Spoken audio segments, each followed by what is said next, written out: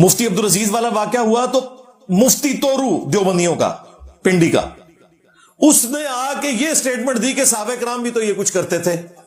دیکھو استاد، حضور اکرم صلی اللہ علیہ وسلم کے زمانے میں، پاک زمانے میں، کیا ایسے واقعات پاک محفوظ عن الخطا لوگوں سے نہیں ہوئے؟ ایک مشہور عالم دین ہے اور اس کی ساری چیزیں، حالات، واقعات صبح شام مفتی صاحب کے ہمارے اوپر واضح ہیں، اور ان کو نشے میں، چائے میں نشہ دیا گیا. ویڈیو کے اندر صاف موجود ہے کہ وہ اس کی حرکتیں بے قصد ہیں. ہم کو ان کے ساتھ دینا چاہیے. استغفر اللہ. یعنی یہ ویسے ٹھیکیدار بنے ہوئے عظمت صحابہ کے، لیکن جب اپنے مولویوں کے کرتوت کی باری آئی تو صحابہ کرام کو بھی تختہ مشق بنا لیا. باندری دے پیر سڑتے نے اپنے بچے تلے لیندی ہے. یعنی بندریے کے پاؤں جب جلتے ہیں تو وہ اپنے پاؤں بچانے کے لیے اپنے بچے نیچے دیتی ہے. انہوں نے جو اپنا ایک نعرہ بلند کیا تھا عظمت صحابہ کا، وہی پاؤں کے نیچے دے دیا اور مولوی کے دفاع میں آگے سامنے. اور پھر کہتے ہیں جی وہ پڑھائی بڑی گرم ہوندی ہے تاں گرم ہو جاندے نے.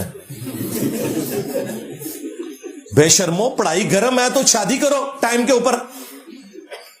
کئی شادی شدہ ہیں وہ بھی نہیں باز آ رہے اس طرح کی حرکتوں کے.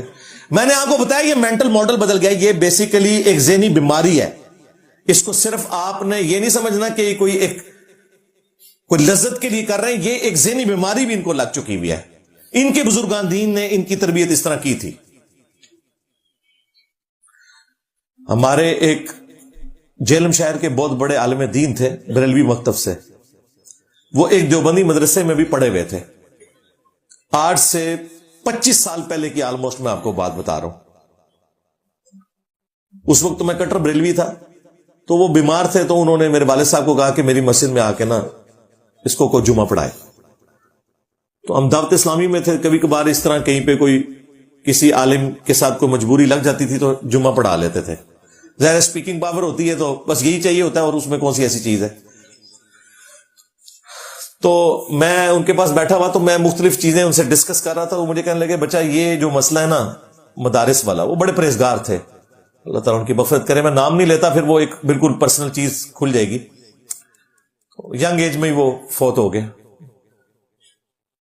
تو کہنے لگے کہ یہ اتنا ماحول خراب ہے. وہ کہتے ہیں ہم دیوبندیوں کے ایک مدرسے میں لاہور میں پڑھتے تھے تو جب وہاں کوئی بڑا مفتی ان کو ملنے کے لیے آتا تھا نا تو وہ چن کے نا جو سب سے کوئی خوبصورت بچہ ہوتا تھا نا وہ اس کی خدمت کے اوپر معمول کرتے تھے. اور خدمت کا مطلب سب کو پتا ہوتا تھا. ہاں جی ہاں، یہ میں آپ کو 25 سال پہلے کی بات کر رہا ہوں.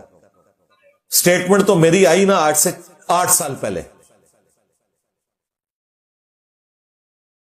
تو میرے پیچھے پورا ایک ریکارڈ ہے جس سے میں نے یہ چیزیں ساری لوگوں سے سن کے، اور وہ سکہ راوی ہیں جن کے ساتھ یہ سارے کے سارے معاملات انہوں نے اپنی آنکھوں سے دیکھے. میں پھر بھی اگر آپ کو یقین نہیں آ رہا تو مجھے بتائیں، اشرف تھانوی صاحب تو اتنے بڑے عالم دین ہے نا، اگر وہ یہ کہہ دیں کہ یہ کچھ ہوتا ہے مدارس کے اندر پھر تو آپ مان لیں گے نا.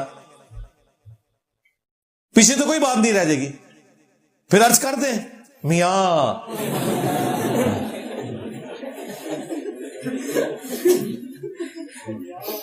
میاں لوگ کیا کہیں گے. یہ میرا واقعہ ویڈیو میں جب طارق جمیل صاحب نے سنا، مجھے انہوں نے فون کیا، مجھے کہتے ہیں یار یہ واقعی لکھا ہے اشرف تھانوی نے. میں کہا لکھے ہے. مجھے کہتے ہیں کتاب بھیجو. میں نے ان کو کتاب TCS کروائی. پھر کہتے ہیں یار واقعی لکھا ہوا ہے. یار اگر ہوا بھی تھا تو لکھنے کی کیا ضرورت تھی. اور کتاب کا نام ہے حکایات اولیاء. ان پتہ لگ گیا اولیاء کیا کرتے ہیں. انجینئر صاحب ولیاں تے بہت خلاف نے. ہوں میں تمہیں یہ نہیں بدوا دینا کہ تھوڑے منڈیا نو ولی پون تے انہوں دے ابیا نو بھی ولی پون. ابیا نو بھی پی سکتے جائے.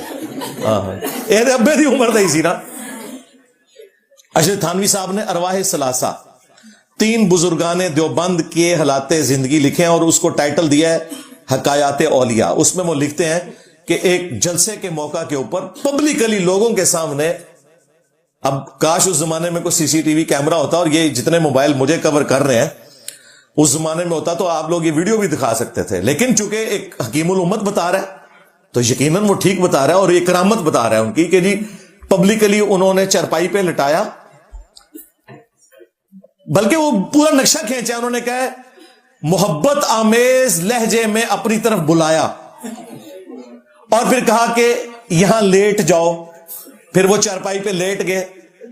کون لیٹ گئے؟ قاسم نانوتوی، جنہوں نے مدرسہ دیوبند بنایا ہے، مدرسہ دیوبند کے بانی. اور رشید احمد گنگوئی نے انہیں کہا کہ لیٹ جاؤ. پھر گنگوئی صاحب ان کے ساتھ لیٹ گئے. اس کے بعد کروٹ ان کی طرف کی اور نہایت محبت آمیز لہجے میں، اب یہ پتہ نہیں کون سی پاکیزہ محبت ہے وہ کر رہے ہیں، وہ اتنی پاکیزہ تھی کہ قاسم نانوتوی مدرسہ دیوبند کے بانی کہتے ہیں میاں لوگ کیا کہیں گے، یعنی کرنا ہی ہے تو اندر لے جا منو. اس نے یہ غور کریں، اس نے کہا لوگ کیا کہیں گے. اس نے یہ نہیں کہا کہ آپ غلط حرکت کر رہے ہیں، اللہ تعالیٰ کیا کہے گا، فرشتے کیا سوچ رہے ہوں گے. ان کا لوگ کیا کہیں گے، ان کا لوگوں کو کہنے دو دیوبند دماغ بند. اچھا یہ میاں والا واقعہ میں آپ کو بتاؤں، یہ میں نے ویڈیو میں تو ابھی کچھ عرصہ پہلے سے بیان کرنا شروع کیا ہے. یہ واقعہ 1996 میں جب میں انجینئرنگ یونیورسٹی میں سیکنڈ ایئر میں تھا، پہلی دفعہ یہ میں نے اس وقت پڑھا تھا واقعہ. یہ نہ سمجھے کہ ابھی میں نے کوئی دریافت کیا ہے، یعنی چونکہ ہم بریلوی تھے نا تو ہمارے مولویوں نے بتایا کہ ان کے بڑے مولوی یہ کام بھی کرتے تھے دیوبندیوں کے. تو یہ واقعہ مجھے آج سے آلموسٹ آپ سمجھ لیں 28 سال پہلے پتا تھا. بیان تو میں نے اب کرنا شروع کیا. پھر یہ قسط ختم نہیں ہوئی ہے. یہاں پہ تذکرۃ الرشید میں ان کے دوسرے بزرگان دین لکھتے ہیں کہ یہ لو سٹوری یہاں ختم نہیں ہوئی. وہ کہتے ہیں کہ رشید احمد گنگوئی صاحب کہتے ہیں کہ ایک دن میں نے خواب میں دیکھا کہ قاسم میاں جنہیں انہوں نے لٹایا تھا اپنے ساتھ دلہن کی شکل میں میرے خواب میں آئے. اور ادھر تک خواب رکا نہیں. وہ کہتے ہیں پھر جو ایک مرد و عورت کو ایک دوسرے سے نفع ہوتا ہے میاں بیوی کو، وہ بھی پہنچا ہے. یعنی وہی جو آپ سمجھ رہے ہیں وہ بھی انہوں نے لکھ دیا ہے. ہاں، اور نیچے اس کی تعبیر لکھی ہے کہ چونکہ قاسم میاں نے رشید احمد گنگوئی کے سٹوڈنٹس کی تربیت کرنی تھی تو اس میں اس خواب میں یہ اشارہ تھا. اور یار خواب وے کی لیاسی شیطانی، اس کو بیان کرنے کی کیا ضرورت تھی. یہ شیطانی خواب ہے، جو پورا دن یہ سوچتے ہیں نا وہی کچھ ان کو خواب میں نظر آتا ہے. اور الفاظ میں نوٹ کریں قاسم میاں دلہن کی شکل میں آیا ہے. یہ نہیں انہوں نے کہا کہ میں نے اپنی دلہن کو قاسم کی شکل میں دیکھا ہے. پھر تھوڑا سا کوئی مہذب خواب ہوتا. تو یہ سلسلہ تو جاری ہے. لہذا اگر یہاں پہ اب ایک دیوبندی قاری نے یہ کیا ہمارے اسٹوڈنٹ کے ایک بچے کے ساتھ اور وہ اندر ہے، اور یا یہ ابھی دیوبند کا جو قاری دینے میں نکلا وہ اندر ہے، تو یہ ماشاءاللہ لیگیسی چل رہی ہے اور بہت زیادہ ہے. یہ یہاں پہ اس لیے زیادہ ہے کہ یہاں پہ نا اکابرین اور علماء اور حضرت یہ بہت زیادہ رسپیکٹ کی جاتی ہے. یعنی مولویوں کو جو پوجنے کی حد تک ہے نا وہ دیوبند فرقے میں ہے. اہل حدیث میں اتنی نہیں ہے علماء کی قدر، بریلویوں میں بھی علماء کی اتنی قدر نہیں، پیروں کی زیادہ ہے، لیکن یہاں پہ علماء کی بڑی قدر ہے. یہ اکثر لوگ سوچتے ہیں کہ یہ اکثر واقعات دیوبند کی کیوں نکلتے ہیں، میاں والا ہو، مفتی عبدالعزیز والا ہو، اور یہ بھی قاری عمران والا ہو، یا قاری غنی کا جو جہلم میں نکلا تھا وہ، یہ ساری دیوبندی ہے، کیونکہ وہاں پہ یہ ایک فیض جاری ہے شروع سے. جام مدارس کے بانی یہ کام کرتے ہوں تو آگے تو پھر وہ اس طریقے سے چل رہے ہیں سارے کے سارا معاملہ.